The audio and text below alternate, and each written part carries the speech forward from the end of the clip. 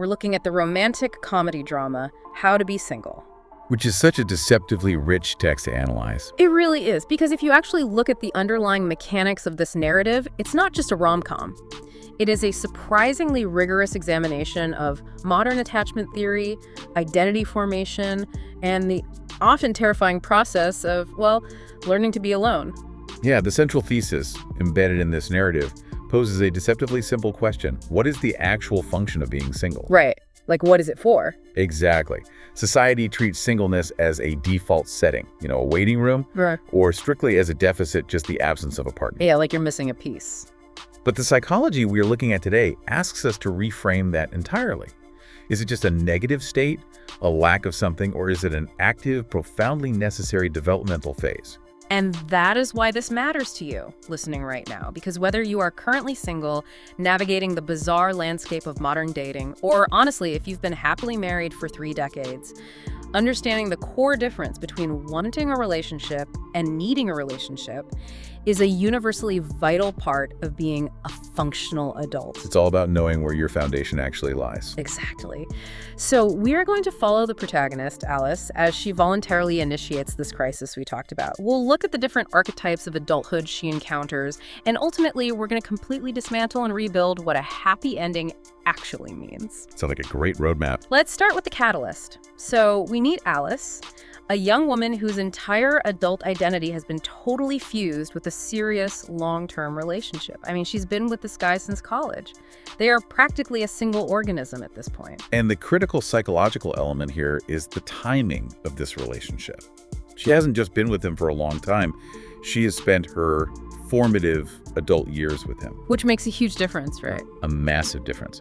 The transition from adolescence to adulthood, which is roughly ages 18 to 25, is when your brain is finalizing its prefrontal cortex. Okay, wow. So it's biological. Absolutely. Yeah. It's when you solidify your values, your risk tolerance, and your core identity. Because she was in this relationship during that specific developmental window, her adult identity was entirely co-authored by someone else. Oh man, it's the tree and the fence. She grew around him. She really did. I kept thinking about this while going through our notes for this deep dive. Being in a serious long-term relationship from a very young age is almost like wearing a cast on a broken arm. Oh, that's a good analogy. Right. It offers immense protection. It absorbs all the shocks of the outside world. But when you finally take that cast off after years, you look down and your arm is pale. The independence muscles underneath have completely atrophied. Yes. You lack proprioception. Literally. You have to go to physical therapy just to learn how to lift a glass of water again. But, okay, I want to push back a little on her decision to take the cast off. Her relationship wasn't abusive. It wasn't a nightmare. He was a good guy. He was a very comfortable guy. Right, comfortable. But she just steps away from it. Is it always necessary to break something that isn't technically broken just to find yourself? Well, let's challenge the premise of broken here. Like, what actually constitutes a broken relationship? Usually I'd say overt toxicity, abuse, infidelity, massive betrayals. Exactly. And the narrative of escaping something terrible is widely understood and supported by society. It's a survival mechanism, right? Yeah, nobody questions why you leave a burning building. Right. But the psychology of identity fusion suggests a different kind of brokenness. When you are in a comfortable but entirely enmeshed relationship, you can experience a profound stagnation. Oh, stagnation. You aren't in danger, sure, but you also aren't individuating. So it's not a burning building, it's just a room with no oxygen. That is exactly it. Stepping away from comfort, security, and warmth purely for the sake of abstract self-exploration requires an entirely different type of courage. Because you look crazy to everyone else. Yes.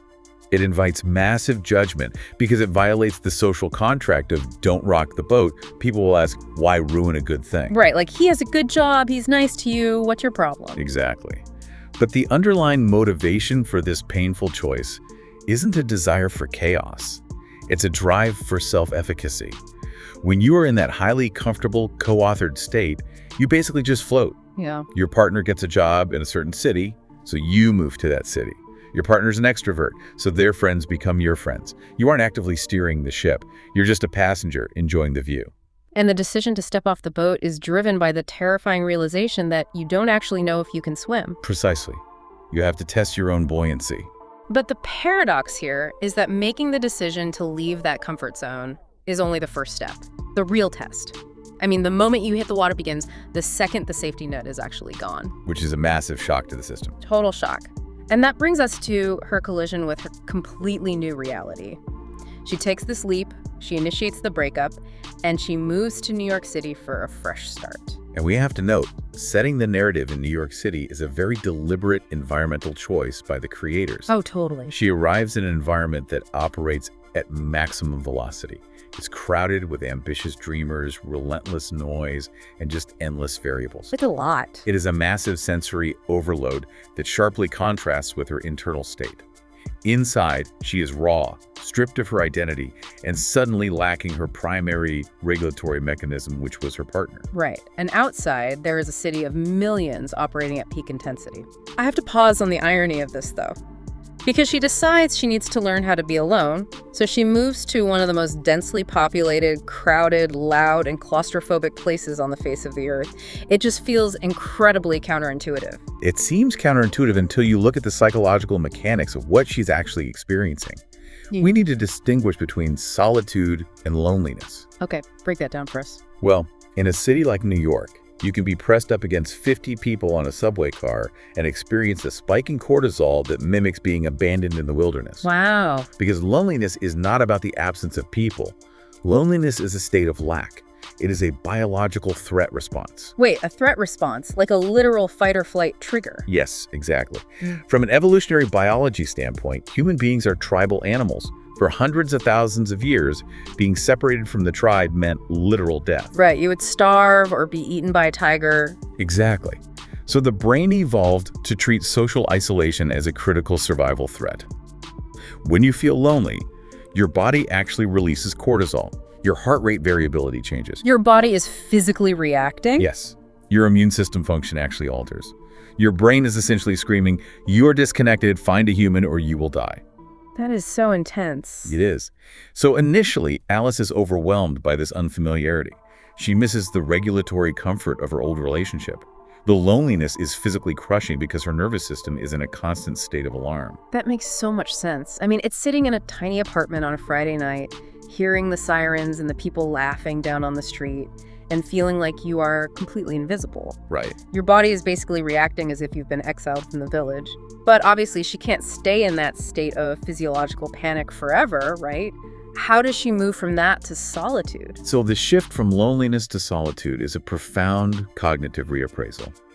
It happens when the brain moves from processing the situation as a threat to processing it as an opportunity. There is a pivotal realization for the first time in years.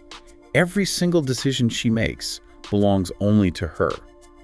Solitude, unlike loneliness, engages the parasympathetic nervous system. The rest and digest state? Exactly. Solitude is not a lack of someone else. It is the active, intentional presence of oneself. I love that, the intentional presence of oneself. And what fascinates me is that this shift doesn't happen on a mountaintop during some silent meditation retreat. No, it happens in the grind of daily life. Right. The narrative grounds this in incredibly mundane, granular realities. Getting her own apartment, starting a new entry-level job, slowly building a life. We aren't talking about grand epiphanies, we're talking about the profound act of buying your own couch. And those mundane tasks are the exact mechanism of self-reclamation. Let's dig into that because I think it's where most people actually live. Let's look at the psychology of renting and furnishing your own apartment after years of enmeshment. Every single object in that space becomes a reflection of uncompromised preference. Right, no compromises. You don't have to debate whether the living room should be blue or green. You don't have to justify what you spend on groceries or explain why you want to stay up until 2 a.m. reading with the lights on. You are establishing a closed-loop, localized economy of the self. A localized economy of the self. I really like that phrase. You know, I had a friend who went through a pretty brutal divorce a few years ago. Oh, wow, yeah. And she told me her most mind-blowing moment of the first month wasn't like signing the final papers in the lawyer's office, it was standing in the grocery store aisle and realizing she could buy the expensive, weirdly flavored pistachio coffee creamer. Simply because her ex hated it. Exactly. He always hated it, and she never bought it to save money and avoid the annoyance. It sounds almost trivial, a bottle of creamer, but it was this tiny, monumental act of sovereignty. It's not trivial at all, actually. Those micro decisions are the scaffolding of a self-concept. Scaffolding. Yeah. When you are constantly compromising, even on small things like coffee creamer or which television show to watch, your brain is constantly running a background processing program of what does the other person want? How will they react? No, that is so true. It's exhausting. It is. Turning off that background program frees up an immense amount of cognitive and emotional bandwidth. You stop negotiating your existence, you calibrate your own internal navigation system. But she doesn't just sit in her perfectly calibrated apartment forever drinking her coffee creamer. No, she doesn't. Because nature abhors a vacuum. Into this quiet, blank canvas life bursts a cast of characters who represent totally different extremes of modern independence. And the first one we have to talk about is her coworker, Robin. Robin. She is a fascinating psychological study. She serves as the ultimate catalyst for Alice. Robin is chaos incarnate. She is fearless, aggressively energetic, and wildly adventurous. She believes being single isn't a waiting period. It is a state to be weaponized and celebrated. Yes, weaponized is a great word for it. She lives with zero limits. Endless parties, spontaneous decisions, meeting new people with absolutely no worry about commitment or future expectations. If Alice's previous life was a perfectly manicured, quiet suburban lawn, Robin is a flamethrower. A flamethrower, I love. She exists purely and violently in the now. But I have to admit, my initial reaction to Robin is skepticism. Isn't she just avoiding reality? Isn't this just escapism masquerading as empowerment? I would argue that it's both, and that's exactly why she is necessary for Alice's development. Okay, how so? Well, if we look at this through the lens of behavioral psychology and neuroplasticity, we have to understand how habits work. Alice has deeply ingrained, highly calcified neural pathways built around being passive, accommodating, and relationship-defined. Right. She spent years being part of a we. Exactly. And when a neural pathway is that thick, a gentle nudge of self-reflection isn't enough to rewire it. You need a massive disruption. You need a shock to the system. You need the flamethrower. You need the flamethrower. To break a rut that deep, you often have to swing the pendulum as far to the opposite extreme as possible just to generate enough momentum to pull yourself out. Robin provides massive variance. Meaning she just scrambles Alice's routine. Yes. She introduces unpredictable, highly stimulating, and often very uncomfortable new variables into Alice's environment. By dragging her out into New York's nightlife, she forces her to be open-minded, but it's wildly uncomfortable for Alice at first. She is totally out of her depth. Of course she is. Alice's brain is screaming at her to return to safety and predictability. The brain loves efficiency, and routine is efficient. Even if the routine isn't serving you anymore. Especially then. But this phase of uncomfortable exploration is neurologically mandatory for growth. To create neuroplasticity, to literally forge new connections between neurons, you have to introduce novel stimuli that force the brain to adapt. So Robin is essentially a walking novel stimulus. Yes. Robin forces Alice to stay out late, navigate chaotic environments, and interact with strangers without a safety net. Through Robin's absolute, slightly unhinged freedom, Alice learns a vital lesson. Which is? That the world will not end if she breaks her own rigid rules. The threat response diminishes. Habituation occurs. So Robin is essentially exposure therapy. You need the extreme exposure to reset the baseline, even if you don't necessarily want to live your entire life in a nightclub. Exactly. It's a celebration of unattached youth, and it creates these wild memories. But you can't sustain that forever. Eventually, the adrenaline wears off, the hangover hits, and you have to figure out how to function in the daylight. Right. Robin's extreme present focus is liberating because it lacks structure. But that lack of structure eventually becomes its own kind of trap. You can't build a long-term identity purely on variance. Which perfectly brings us to the other archetypes in Alice's orbit who swing the pendulum in the exact opposite direction. Toward extreme structure and control. Yes. Let's talk about the archetypes of adulthood. Meg and Lucy. They're fascinating foils to Robin. Let's look at Meg first. This is Alice's older sister. Right. She's a highly dedicated medical professional. She has a very successful career, and she has firmly decided that relationships and family are just a distraction. She values her career trajectory and her absolute independence above everything else. She has basically built a fortress around herself. Meg represents a very specific modern adaptation, sublimating the desire for romantic connection entirely into professional ambition. Sublimating. Yes. From an attachment theory perspective, Meg exhibits classic avoidant behavior. Her independence is genuine, but it is also a defense mechanism. It's very clean, very organized, and entirely under her control. If she relies on no one can disappoint her. And then on the complete opposite end of the spectrum from Meg, we have Lucy. Lucy is wild. Lucy is the ultimate hopeless romantic, but she approaches finding a partner like she's running a high-stakes algorithmic hedge fund. Yes, it's all data for her. She spends countless hours on dating websites, meticulously studying compatibility metrics, analyzing profile data, creating these hyper-detailed parameters. She treats the search for a soulmate as a rigorous scientific project. Which is incredibly revealing when you think about it. What is the fundamental purpose of a scientific project? To figure out how things work. To figure it out, yes. But more importantly, it is an attempt to isolate and organize variables in order to achieve a guaranteed, predictable outcome. Wait, I want to stop right there because this is where I see a massive contradiction. I look at Lucy, who's trying to hack love using algorithms and data points. Right. And I look at Meg, who's trying to wall off love and schedule her life as if vulnerability is like a dental appointment she can just defer indefinitely. Yep. Aren't both of these women, despite having totally opposite goals, employing the exact same psychological strategy? They absolutely are. Aren't they both just desperately trying to control the inherently uncontrollable nature of human connection? That is a superb synthesis, and it strikes at the very core of the psychological critique here. They are two sides of the same coin. They're both operating under the illusion of control as a buffer against existential anxiety. Existential anxiety. Yeah. It relates to something called terror management theory. We are terrified of our own vulnerability and the chaotic nature of the universe, so we build constructs to make us feel safe. Okay, so Meg builds a fortress of career success. That's her construct. Yes. Meg controls the unpredictability of love by refusing to engage with it. If she doesn't enter the arena, she can't be defeated. Her plans can't be derailed by someone else's emotional needs, and her trajectory remains perfectly linear. It's control through omission. Control through omission. And Lucy. Lucy, conversely, tries to control the unpredictability by overanalyzing it. If she can just find the right algorithmic combination, the perfect sequence of profile traits, she believes she can bypass the messy, painful reality of organic human interaction and guarantee a perfect match. So it's control through micromanagement. Precisely. It's like they're both terrified of the chaos of vulnerability. Lucy wants the massive reward of love without any of the risk of the unknown, and Meg is just completely avoiding the risk altogether. But reality doesn't work like that. You can't outsmart human nature. You really can't. And that illusion of control inevitably shatters for both of them in the story. It does. Let's examine Lucy's breakdown first. Okay. Despite her hyper-rational, scientific approach, she faces a barrage of disappointments and incredibly awkward first dates. The algorithms fail.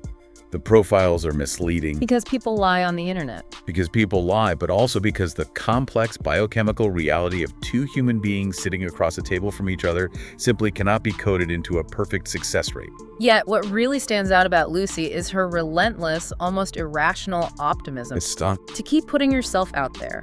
Knowing the statistical likelihood of an awkward Tuesday night over overpriced drinks, and still believing that connection is possible. I mean, it takes a massive amount of psychological resilience. It's almost brave in a slightly unhinged way. It requires immense cognitive dissonance to maintain that optimism when the data keeps proving you wrong. But her bravery is misdirected. She has to learn that the control she seeks is a phantom. She has to surrender. Yes. She cannot force the universe to deliver her perfect match on a silver platter just because she did the math correctly. She has to surrender to the organic messiness of connection. And what about Meg?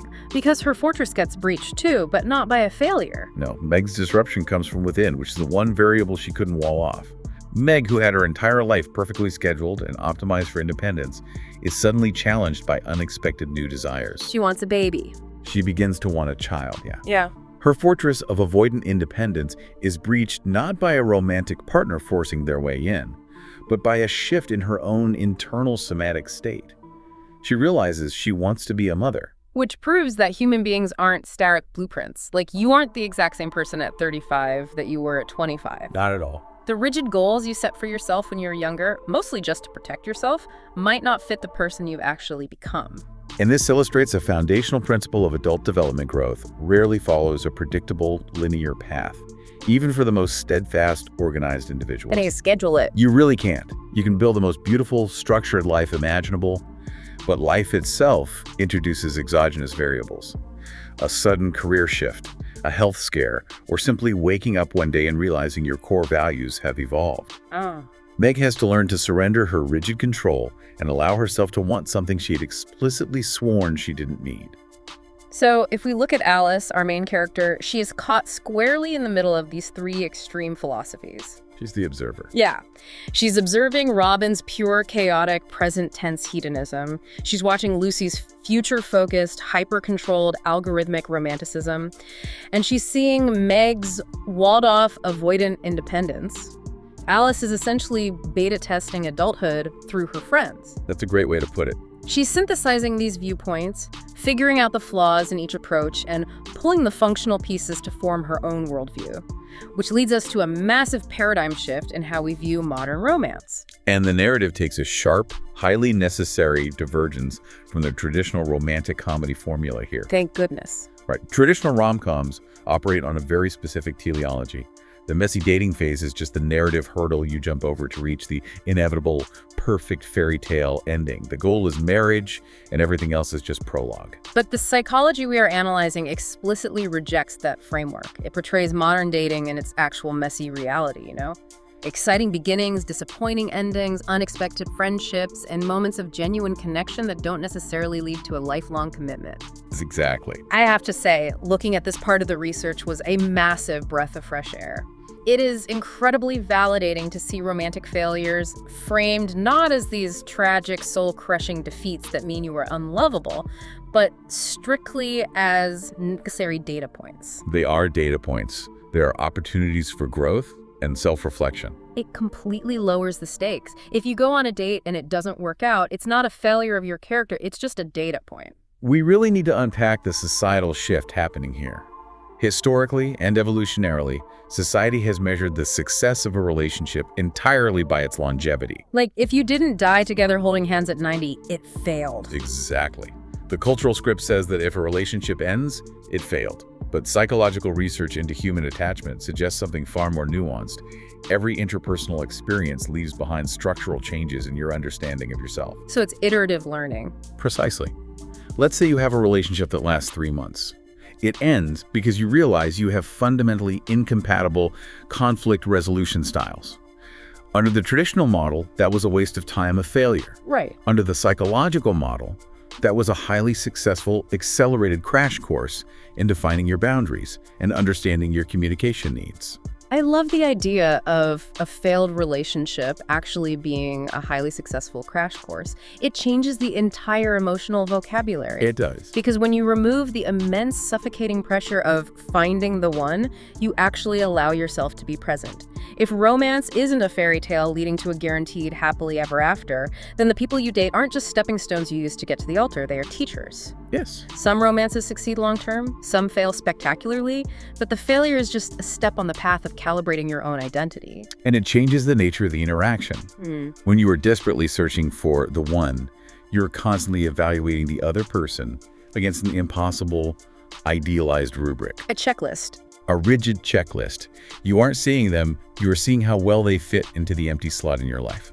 It's like we treat dating as an audition for the role of a lifetime. You sit behind a desk with a clipboard, they perform, and if they don't hit every mark perfectly, you throw them out of the theater. That is exactly what we do. But what if dating is just improv? What if you're just stepping onto a stage together, throwing out a prompt, and seeing what you can create in that specific moment, and then the scene ends? And that's okay. Yeah. It was still a good scene. You learn something about your own comedic timing. That is a superb analogy. Good improv requires you to be fully present, to actively listen, and to react authentically, to what is actually happening without trying to force the scene into a pre-written script. Which is so hard to do. It is, but that is what genuine secure attachment looks like. And this realization is the exact cognitive turning point for Alice. Okay, how so? She stops looking at every single interaction through the anxiety-inducing lens of, is this the one who will fix my life? And starts looking at it through the lens of, what am I learning about myself right now? Which brings us to the climax of Alice's emotional journey, the ultimate transformation. I mean, we've watched her surgically remove herself from her enmeshed past. We've watched her endure the cortisol spikes of the New York wilderness. We've watched her observe her friends' flawed strategies for controlling the universe. Right, and as the months pass, the internal architecture actually shifts. She becomes more confident. She stops needing external validation to regulate her mood. She realizes that true confidence doesn't come from being chosen by someone else. It comes from radical self-acceptance. The distinction being made here is profound. She realizes that true independence is not Meg's avoidant walled fortress. It's not about rejecting love out of fear. It's about ensuring that love enhances her life, rather than defining her core identity, which is what her first relationship did. Let me try a different way of visualizing this, because I think we rely too heavily on the cliche of building a house when we talk about this stuff. Fair enough. It's not about pouring concrete. I think it's more like calibrating an incredibly complex internal navigation system. For years, Alice thought she needed a partner to act as her GPS. Right, someone to point the way. Yeah. Without the partner, she literally didn't know which way was north. She was blind. But this entire painful journey, the loneliness, the bad dates, the chaotic nights with Robin, was the process of her building and calibrating her own internal compass. I see where you're going with this. She figures out her true north. Now, if someone comes along and wants to walk with her, that's amazing. They can share the journey, point out interesting things along the way. But if they leave, she isn't lost in the woods anymore. She knows exactly where she is. That is exactly it. She has achieved emotional sovereignty. And this brings us to the most crucial psychological distinction in modern adulthood. The profound difference between wanting a relationship and needing one. Yes. Earlier in her life, Alice operated under the belief that her happiness and survival depended on having someone by her side. That is a state of need. And need is fundamentally born from fear. Fear of what, exactly? Like the fear of being a social pariah. The fear of being alone, the fear of not being enough, the fear of having to sit in the silence of your own mind and face your own unresolved issues. When you need a relationship, you are incredibly susceptible to settling. Oh, absolutely. You will compromise your core values, ignore red flags, and morph yourself into whatever shape the other person requires just to maintain the connection. You become the tree growing against the fence, contorting yourself just to stay supported. Because the alternative, being alone, feels like a literal threat to your survival. If your brain tells you that you need this person to survive, you'll put up with almost anything to keep them. It's a hostage situation, not a romance. Precisely. Yeah. But when you do the hard, grueling work, when you face the biological panic of loneliness and intentionally transform it into the peace of solitude, when you calibrate your own compass, you shift your internal state from needing to wanting. You move from fear to choice. You realize that your baseline happiness begins with your own self-acceptance. You actually enjoy your own company.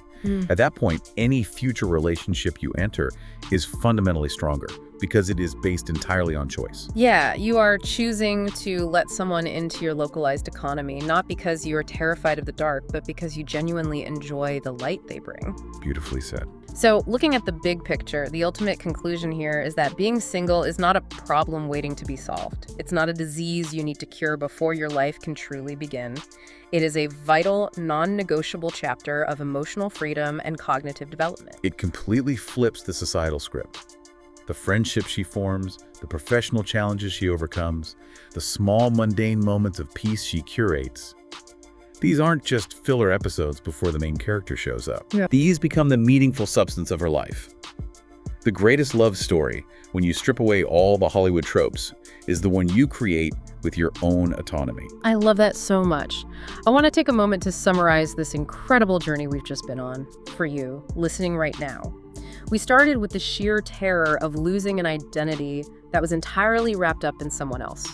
We examine the painful but neurologically necessary choice to step out of the comfort zone and face the crushing weight of a crowded city alone. Yeah, and we observed how different people try to outsmart the chaos of adulthood, from Robin's adrenaline-fueled escapism to Meg's fortified walls of avoidance to Lucy's algorithmic hope. And ultimately, we arrived at this profoundly empowering realization. That the best way, maybe the only way, to prepare for a truly healthy relationship is to build a solo life that you genuinely, deeply love. It is the journey from relying on external validation to achieving internal sovereignty. And it requires an immense amount of bravery to undertake, because you have to be willing to tear down the fence. Which brings us to our final thought. The philosophy we unpacked today leaves us with a powerful message, but I want to push it one step further and leave you with a lingering question. I want you to really think about this as you go about your day. It's a tough one. If you were to strip away all your current relationships, your titles, your job description, and all the expectations of the people around you right now, what does the life that belongs entirely to you actually look like? Who is that person underneath it all? And the real question is, are you brave enough to meet that version of yourself? That is the ultimate challenge, facing the blank canvas without trying to hand the paintbrush to someone else. Thank you so much for joining us on this deep dive. It has been an absolute pleasure unpacking the mechanics of independence with you today. It's been great. We hope it gave you something to think about, maybe challenge some of your own perspectives on relationships, and above all, we hope you remember to trust your own internal compass. Until next time, take care of yourselves and keep diving deep.